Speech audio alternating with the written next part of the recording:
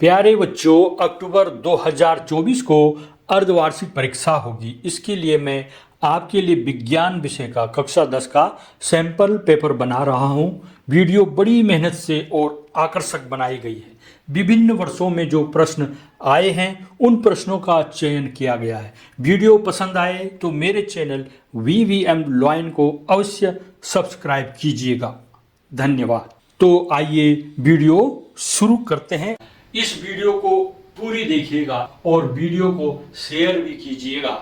विद्युत बल्ब में कौन सी गैस भरी जाती है? हाइड्रोजन, कार्बन डाइऑक्साइड, मीथेन या नियान? सही आंसर है इसका नियान। कौन सी धातु मिट्टी के तेल में रखी जाती है? सोना, सोडियम, सल्फर या मैग्नीशियम? सही आंसर है इसका सोडियम।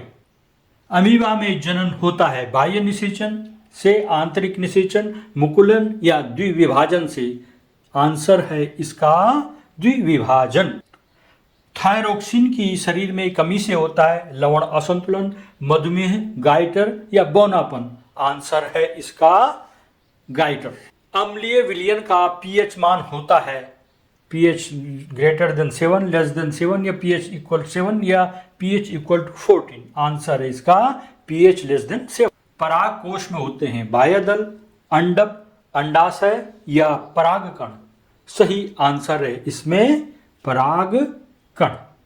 प्रश्न 2, क्या मैग्नीशियम का वायु में जलना एक रासायनिक परिवर्तन है? उत्तर हाँ, मैग्नीशियम का वायु में जलना एक रासायनिक परिवर्तन है। आपने इस तरह से आंसर लिखना है। प्रश्न 3, आलू चिप्स को उपचयन से बचाने हेतु कौन सी गैस प्रयोग की जाती है? उत्तर लिखोगे आलू चिप्स को उपचयन से बचाने हेतु नाइट्रोजन गैस प्रयोग की जाती है। अगला प्रश्न, प्रश्न संख्या 4, विस्थापन अभिक्रिया का एक उदाहरण दीजिए। हल जिंक कॉपर सल्फेट क्रिया करके जिंक सल्फेट और कॉपर बनाता है। Zn plus CuSO4 equal to ZnSO4 plus Cu। प्रश्न 5, समतल दर्पण की फोकस दूरी कितनी होती है? समतल दर्पण की फोकस दूरी अनंत होती है। अगला प्रश्न, प्रश्न 6, एक्वारेजिया निर्माण में कौन से अम्लों का प्रयोग होता है? एक्वारेजिया निर्माण में सांद्र HNO3 और सांद्र HCl अम्लों का प्रयोग होता है। कंसंट्रेट HCl और कंसंट्रेट HNO3। प्रश्न 7, प्लास्टर ऑफ पेरिस की जल के साथ अभिक्रिया का समीकरण लिखिए। आप लिखोगे प्लास्टर ऑफ पेरिस को क्या कहते हैं? कैल्शियम सल्फेट हेमीहाइड्रेट होता है। जल के साथ अभिक्रिया का समीकरण होगा CaSO4 into half H2O plus 1.5 H2O equal to CaSO4 into 2H2O। ये आप इसका सूत्र लिखोगे। अगला प्रश्न, दो तंत्रिका कोशिका के मध्य के खाली स्थान को क्या कहते हैं? दो तंत्रिका कोशिका के मध्य के खाली स्थान को सिनेप्स कहते हैं। ये चित्र में देख लीजिए आपने खाली प्रश्न याद करना है। उत्तर 9, जब कोई विद्युत बल्ब 220 वोल्ट के विद्युत जनित्र से संयोजित है, बल्ब से 0.50 एम्पियर धारा प्रवाहित होती है। बल्ब की शक्ति ज्ञात कीजिए। दिया है विभवांतर 220 वोल्ट, धारा 0.50 शक्ति है, P हमें ज्ञात करनी है। तो शक्ति बराबर होता है विभवांतर मल्टीप्लाई धारा। इसको आपने गुणा कर देना है, मल्टीप्लाई कर देना है, आंसर आएगा 110 वाट। प्रश्न 10, एक अल्कोहल और अम्ल के साथ होने वाली अभिक्रिया क्या कहलाती है? एक अल्कोहल और अम्ल के साथ होने वाली अभिक्रिया एस्टरीकरण कहलाती है। अगला प्रश्न, प्रश्न संख्या 11 में है हमारे पास, हमारे शरीर में वसा का पाचन कहाँ होता है? उत्तर लिखोगे वसा का पाचन मुंह में शुरू हो जाता है, परंतु आमाशय तथा छोटी आंत में इसका पाचन पूर्ण रूप से होता है।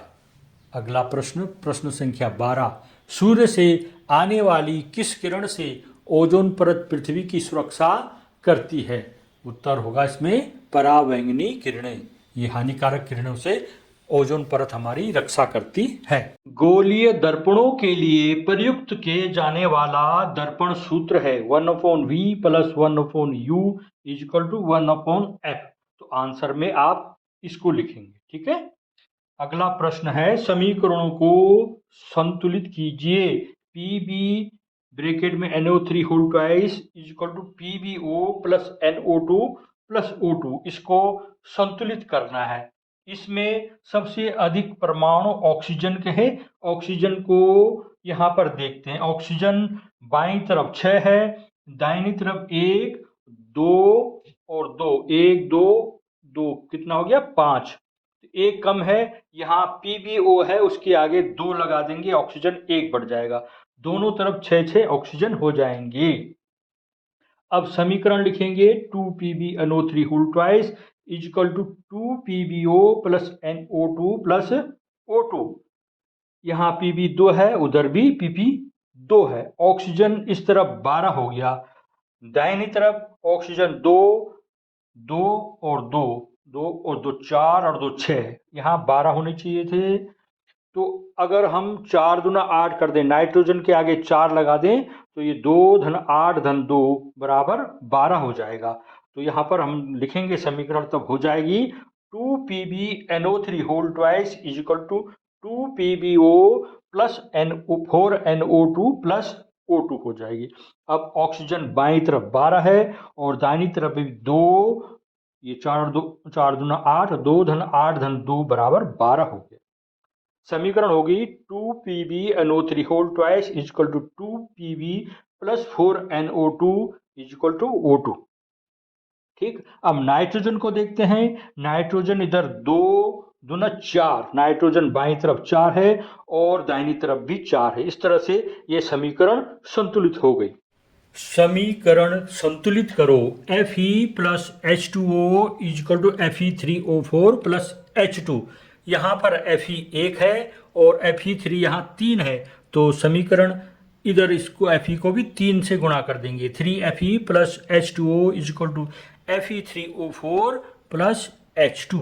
अब ऑक्सीजन को देखते हैं। ऑक्सीजन इधर है 1 और इस तरफ है 4, तो हमें क्या करना है, इसको 4 करना है, तो यहाँ पर 4 से मल्टीप्लाई कर देंगे। समीकरण हो जाएगी 3Fe plus 4H2O is equal to Fe3O4 plus H2। Fe दोनों तरफ बराबर हो गए, ऑक्सीजन दोनों तरफ बराबर हो गई। अब हाइड्रोजन की बारी है। हाइड्रोजन 4 दूना 8, इधर बाईं ओर 8 है और इस तरफ 2 है, तो इसको हमको 8 करना है। अगर इसके आगे 4 से गुणा कर देंगे, 4 दूना 8, तो ये बराबर हो जाएगा। इस 4 से गुणा करके रखेंगे वहाँ पर 3Fe plus 4H2O is equal to Fe3O4 plus 4H2। इस तरह से ये समीकरण संतुलित हो गई है। Fe3 परमाणु है। हाइड्रोजन के 4 दूना 8 परमाणु है, 4 दूना 8 परमाणु है। ऑक्सीजन के 4 परमाणु है बाईं ओर और इधर भी 4 परमाणु है। इस तरह से बच्चों समीकरणों को संतुलित करते हैं। क्वेश्चन है HCHH CHH C double bond O और इधर OH, इसका IUPAC नाम लिखना है।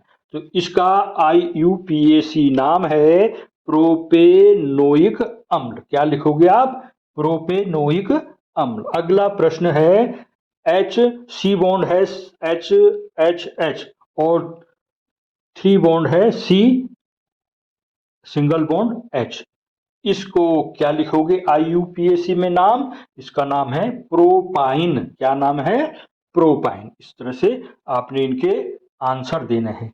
अगला है बेंजीन तथा पेंटेन का संरचनात्मक सूत्र लिखिए। तो बेंजीन के लिए आपने ये षटभुज आकार का आकृति बनानी है और उसको इस तरह से यहाँ 3 जगह डबल बॉन्ड कर देने। ये बेंजीन का संरचनात्मक सूत्र हुआ। दूसरा, ये C का चेन बनाना, C 5 बार लिखा है, उन पे H बॉन्ड लगा देने हैं हाइड्रोजन के। ये लगे हुए हैं चारों तरफ, घिर गया। इस तरह से C है यहाँ पर 5 बार और H ऊपर 5 नीचे 5 और अगल बगल 1 इस तरह से ये पेंटेन है, पेंटेन का संरचना सूत्र। यौगिक CaOCl2 का साधारण नाम क्या है? उत्तर में लिखेंगे आप विरंजक चूर्ण कहते हैं। प्रश्न 2 बिलियन ए तथा बिलियन बी, इनका पीएच मान क्रमशः 5 और 8 है, तो इसमें से कौन सा विलयन क्षारीय होगा? ए और बी विलयन में से बी विलयन क्षारीय होगा, क्योंकि उसका पीएच मान 7 से ऊपर है। परागण किसे कहते हैं? पुंकेसर से परागकण का स्त्रीकेसर की वर्तिकाग्र तक पहुंचने की क्रिया को परागण कहते हैं। परागण 2 प्रकार के होते हैं, एक होता है स्वपरागण और दूसरा पर परागण। परीक्षा में आपके पास पुष्प का नामांकित चित्र बनाने को आ सकता है। पहले आपने पुष्प का चित्र बना देना है और उसके भागों के नाम लिख देने हैं, जैसे मैंने इस वीडियो में आपको समझाया है। तो आप देखिए, वर्तिकाग्र, इस भाग को जो सबसे ऊपर होता है पुष्प का भाग, इसे वर्तिकाग्र कहते हैं। स्त्रीकेसर वर्तिकाग्र अंडाशय के समूह को स्त्रीकेसर कहते हैं। अंडाशय, ये वाला भाग अंडाशय कहलाता है। पुष्पवृंत, ये जो पुष्प की डंठली होती है, डंठल होता है, उसे पुष्पवृंत कहते हैं। परागकोश, इसमें परागकण पाए जाते हैं। दलपुंज, यह रंगीन पंखुड़ियां होती हैं, इसे दलपुंज कहते हैं। पुंकेसर, पुतंत्र और परागकोश के समूह को पुंकेसर कहते हैं। बाह्य दलपुंज, ये हरे रंग की पंखुड़ी है, इसे बाह्य दलपुंज कहते हैं। रासायनिक अभिक्रिया से क्या तात्पर्य है? उत्तर होगा इसका, जब एक या एक से अधिक पदार्थ परस्पर अभिक्रिया करके सर्वथा भिन्न गुणधर्मों वाले नए पदार्थ बनाते हैं, तो ऐसी घटना को रासायनिक अभिक्रिया कहते हैं। जैसे सोडियम और क्लोरीन है, सोडियम और क्लोरीन अभिक्रिया करके सोडियम क्लोराइड बनाते हैं। जैसे सोडियम NaCl2 क्लोरीन गैस है, ये दोनों आपस में जब क्रिया करते हैं तो एक यौगिक का निर्माण करते हैं, जिसे सोडियम क्लोराइड या नमक कहा जाता है। विस्थापन एवं द्विविस्थापन अभिक्रियाओं में क्या अंतर है? उत्तर, विस्थापन तथा द्विविस्थापन अभिक्रियाओं में अंतर। विस्थापन अभिक्रिया, दूसरी तरफ द्विविस्थापन अभिक्रिया। इस अभिक्रिया में एक अधिक सक्रिय तत्व किसी यौगिक में उपस्थित अन्य तत्व को प्रतिस्थापित करके स्वयं उसका स्थान ले लेता है तथा अपना यौगिक बना लेता है। द्विविस्थापन अभिक्रिया में, इस अभिक्रिया में अभिकारी अणुओं में 2 भिन्न आयनों अथवा परमाणुओं के समूहों का परस्पर विस्थापन होता है। इस अभिक्रिया में परमाणु के समूह का दूसरे परमाणु के द्वारा विस्थापित होना होता है। दूसरा अंतर, इस अभिक्रिया में प्रायः अभिक्रियाशील तत्व अपने से कम क्रियाशील तत्व का स्थान ले लेता है। द्विविस्थापन अभिक्रिया में, इस अभिक्रिया में अभिकारी अणुओं में 2 भिन्न आयनों अथवा परमाणुओं के समूह का परस्पर विस्थापन होता है। उदाहरण समझते हैं इसमें। विस्थापन अभिक्रिया में है Zn + CuSO4, जब क्रिया करते हैं तो ZnSO4 + Cu बनता है। तो जो Zn है CuSO4 से Cu को विस्थापित कर देता है। द्विविस्थापन अभिक्रिया में BaCl2 + Ne2SO4 है, इसमें ये दोनों एक दूसरे के स्थान बदल देते हैं। Ba के साथ SO4 जुड़ जाता है और Na के साथ क्लोरीन, तो इसको कहते हैं द्विविस्थापन अभिक्रिया। जल संभर प्रबंधन के क्या लाभ हैं? जल संभर प्रबंधन के निम्नलिखित लाभ हैं। नंबर 1, इससे सूखा व बाढ़ जैसी स्थिति से बचा जा सकता है। नंबर 2, यह नदी नालों पर बने बांध जलाशयों के जीवन को बढ़ाता है। नंबर 3, इससे पूरा वर्ष फसलें उगने में सहायता मिलती है तथा उत्पादन बढ़ता है। इससे किसानों की आय में वृद्धि होती है। नंबर 4, यह जल को बचाकर संरक्षित करता है। अगला प्रश्न, स्वपोषी तथा विषमपोषी जीव किन्हें कहते हैं? उत्तर, स्वपोषी, जो पौधे या जीव अपना भोजन स्वयं बनाते हैं, स्वपोषी कहलाते हैं। उदाहरण के लिए हरे पौधे। नंबर 2, विषमपोषी, वे जो अपने भोजन के लिए पूर्ण या आंशिक रूप से किसी दूसरे जीव पर आश्रित रहते हैं, विषमपोषी या परपोषी कहलाते हैं।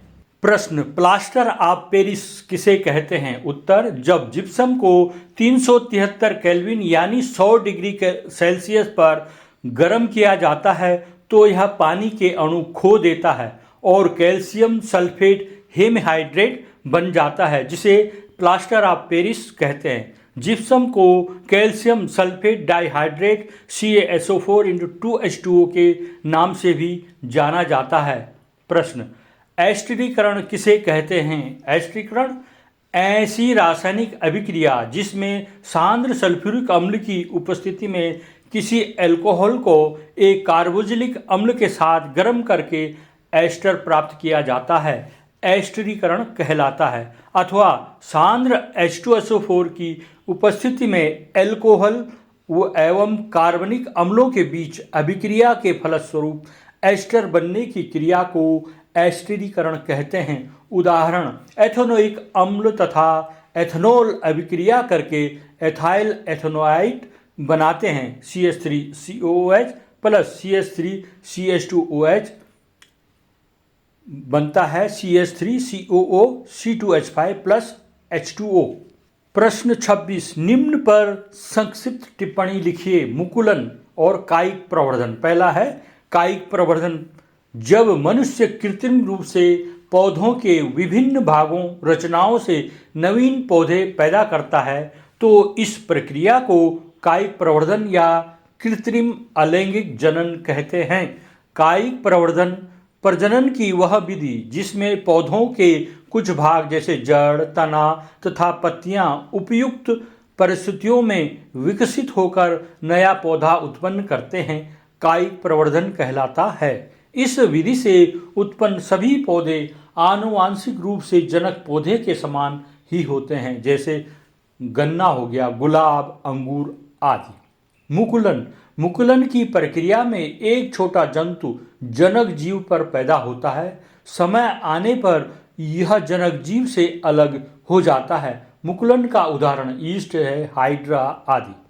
जीव विज्ञान के अनुसार जीव के शरीर के बाहरी सतह की कोशिकाएं एक उभार बनाकर अलग जीव बनाती है, जिसे मुकुल कहते हैं। यहाँ ध्यान देने योग्य बात यह है कि मुकुलन के दौरान ईस्ट का एक केंद्रक नए जीव में भी चला जाता है।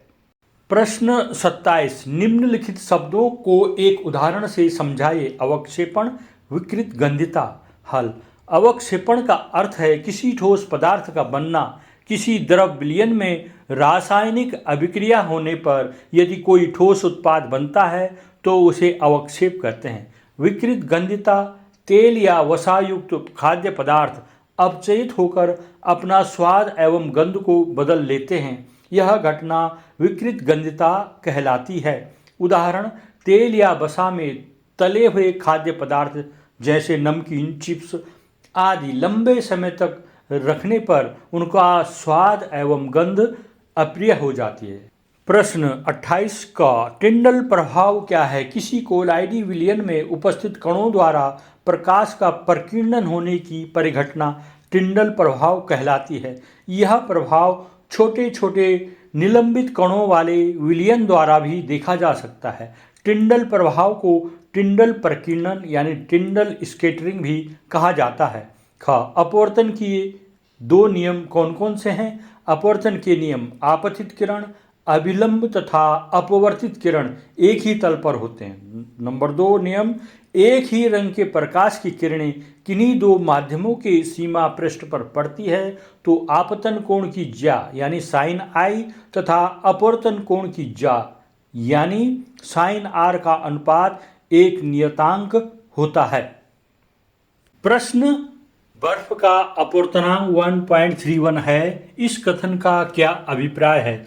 उत्तर, बर्फ का अपवर्तनांक n बराबर C/V, जहाँ C तथा V क्रमशः निर्वात एवं बर्फ में प्रकाश की चाल है। अतः बर्फ में प्रकाश की चाल V बराबर C/N, C/1.31, ये n का मान है यहाँ पे। अतः इस कथन से अभिप्राय है कि बर्फ में प्रकाश की चाल निर्वात में प्रकाश की चाल की 1/1.31 गुनी होगी।